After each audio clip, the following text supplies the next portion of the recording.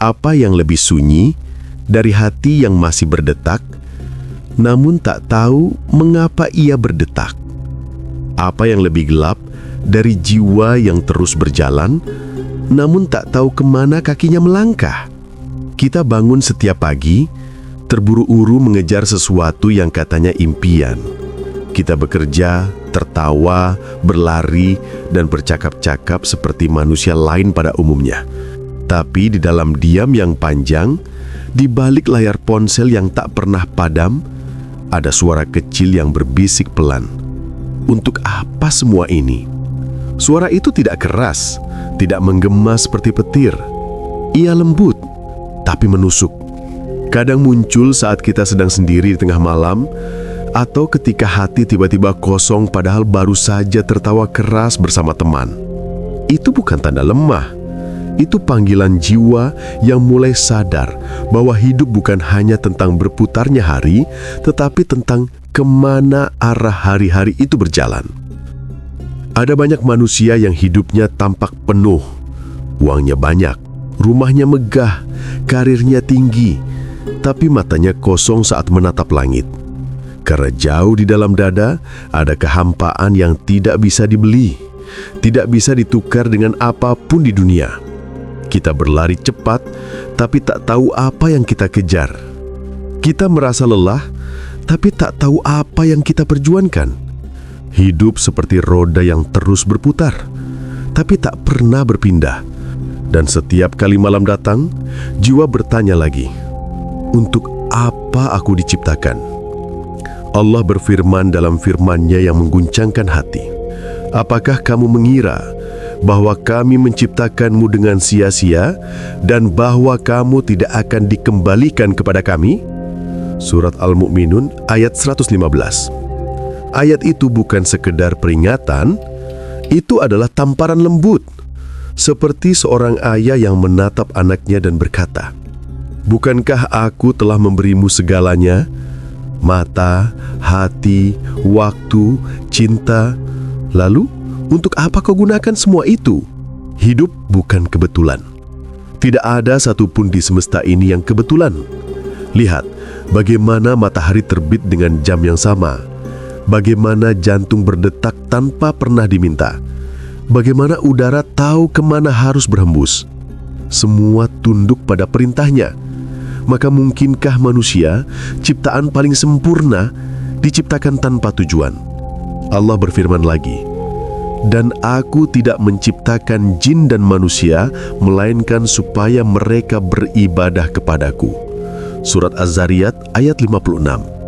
Kata ibadah di sini bukan hanya sholat dan puasa. Ibadah adalah cara hidup. Ibadah adalah saat engkau menahan marah padahal bisa membalas.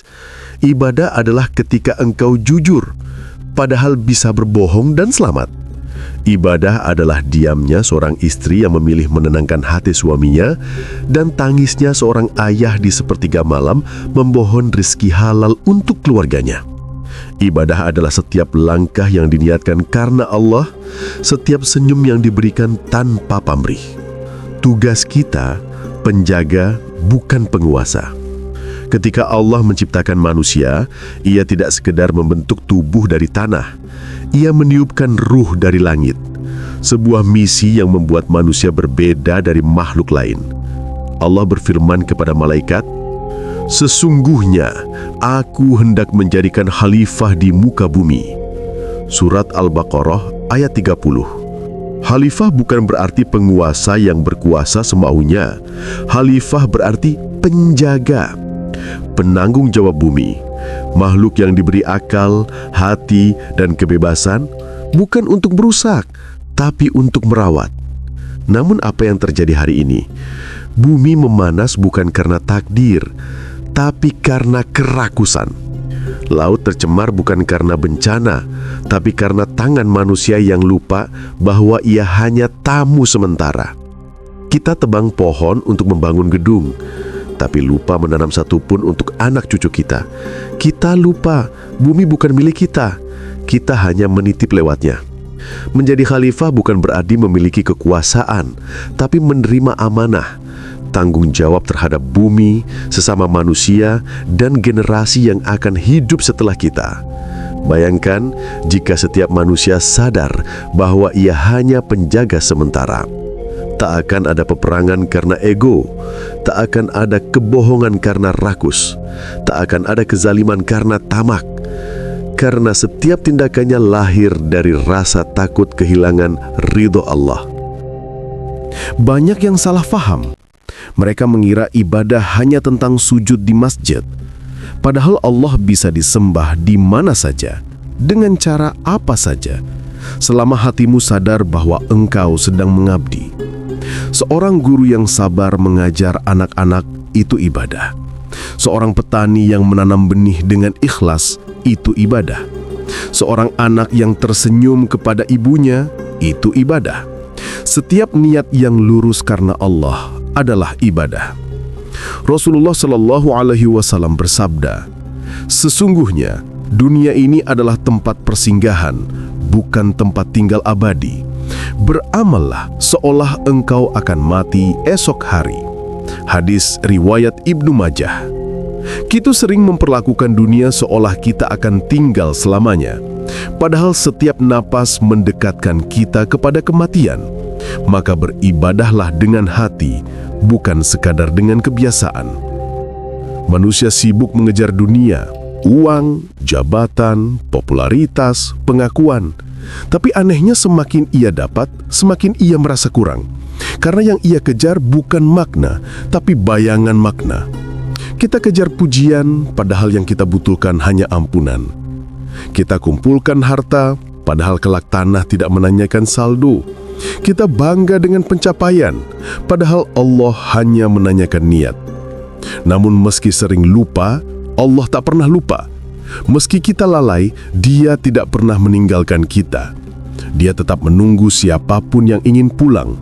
Dia tidak meminta kita datang dengan kesempurnaan, hanya dengan kejujuran, meski penuh dosa, meski penuh air mata. Kita ini bukan makhluk dunia. Tubuh kita mungkin dari tanah, tapi jiwa kita dari langit. Maka wajar bila kita tak pernah benar-benar tenang di dunia, karena jiwa selalu merindukan tempat asalnya, yakni Allah. Dan semua perjalanan hidup ini, cinta, kehilangan, sakit, ujian, adalah bagian dari perjalanan pulang itu. Allah tidak ingin kita hidup tanpa arah. Dia ingin kita menemukan makna, agar langkah-langkah kita bukan sekadar berjalan, tapi menuju cahaya. Barang siapa yang mengenal dirinya, maka ia akan mengenal Tuhannya. Hadis riwayat takhrij dari beberapa ulama sufi. Mengenal diri berarti sadar bahwa kita lemah, kecil, terbatas. Dan dari kesadaran itulah tumbuh kedekatan yang tulus pada Allah. Karena semakin kita sadar kecil, semakin besar Allah di mata kita. Pernahkah kau merasa ada suara lembut di hatimu yang membisikkan kebaikan walau dunia mengejekmu? Suara yang membuatmu menangis saat melihat ketidakadilan, yang membuatmu ingin membantu walau tak dikenal. Itu bukan sekadar empati, itu fitrah, itu panggilan khalifah. Tiap manusia membawa cahaya kecil dari langit. Kadang redup karena dosa, kadang padam karena lalai. Tapi cahaya itu tak pernah mati. Ia hanya menunggu disentuh oleh kesadaran. Kita sering berpikir hidup ini tentang pahala dan dosa, surga dan neraka. Tapi lebih dalam dari itu, ada sesuatu yang lebih tinggi, yakni ridho Allah. Tidak semua orang masuk surga karena amalnya. Banyak yang masuk karena kasih sayangnya. Bukan karena banyaknya ibadah, tapi karena ketulusan yang Allah lihat di hatinya. Kenikmatan tertinggi di surga bukan istana emas, bukan sungai susu, tapi ketika Allah berkata, Allah ridho kepada mereka, dan mereka pun ridho kepadanya. Quran Surah Al-Bayyinah ayat 8. Bayangkan, Allah, Sang Pencipta langit dan bumi, menyebut namamu dengan senyum ridho. Itu tujuan akhir dari setiap langkah hidup kita. Bukan sekadar selamat, tapi dicintai olehnya. Mungkin hari ini kau merasa kosong. Mungkin kau sudah punya segalanya, tapi tetap merasa kehilangan sesuatu. Jangan takut, itu pertanda jiwamu masih hidup. Allah tidak menunggu kita sempurna untuk kembali. Dia menunggu kita sadar.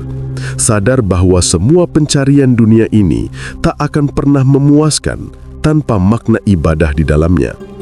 Setiap manusia punya masa lalu, tapi Allah punya masa depan yang suci untuk siapapun yang mau kembali. Hidup bukan tentang siapa yang paling banyak berhasil, tapi siapa yang paling benar menapaki jalannya. Karena setiap langkah menuju Allah, sekecil apapun, lebih berharga daripada 1000 langkah menjauh darinya. Maka jika hatimu hari ini bergetar membaca ini, itu bukan kebetulan. Mungkin Allah sedang memanggilmu, pelan-pelan, halus, tapi pasti. Maka kembalilah kepada Tuhanmu dan masuklah ke dalam hamba-hambaku. Masuklah ke dalam surgaku. Quran Surah Al-Fajr ayat 28-30.